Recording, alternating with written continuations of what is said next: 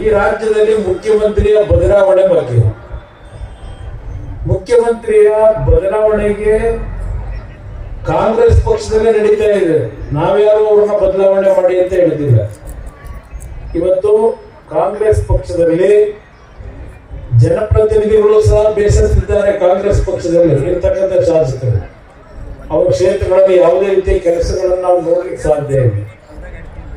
ಪದೇ ಪದೇ ಈ ಒಂದು ಸರ್ಕಾರ ಇವರು ಮಾಡಬೇಕಾದಂತ ಕಾರ್ಯಕ್ರಮಗಳನ್ನ ಇವರಿಗೆ ಮಾಡ್ತಕ್ಕಂಥ ಒಂದು ಯೋಗ್ಯತೆ ಇಲ್ಲದೆ ಪ್ರತಿನಿತ್ಯ ಕೇಂದ್ರ ಸರ್ಕಾರದ ಜೊತೆ ಸಂಘರ್ಷಕ್ಕೆ ಒಳಗಾಗ್ತಾರೆ. ಇವತ್ತು ಬಹುಶಃ ಬಾಗಲಕೋಟೆ ಜಿಲ್ಲೆ ಒಳಗೂ ಆಕಸ್ಮಿಕವಾಗಿ ಮೊನ್ನೆ ನಡೆದಂತ ಒಂದು ಹವಾಗುಣದಲ್ಲಿ ಆಲಿಕರ ಮಳೆ ಬಹುಶಃ ಬಾಗಲಕೋಟೆ ಕೆಲವು ಭಾಗದಲ್ಲಿ ಬಂತು.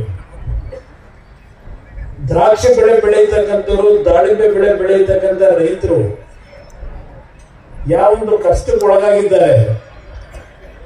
ಈ ಚುನಾವಣೆಯಲ್ಲಿ ಬಂದು ಈ 5 ದಿನಗಳ ಕಾಲ 5-6 ದಿನ ಈಗಾಗಲೇ ಆಗಿದೆ. ಮತ್ತೆ ನಾಳೆ ಬರ್ತಾರೆ.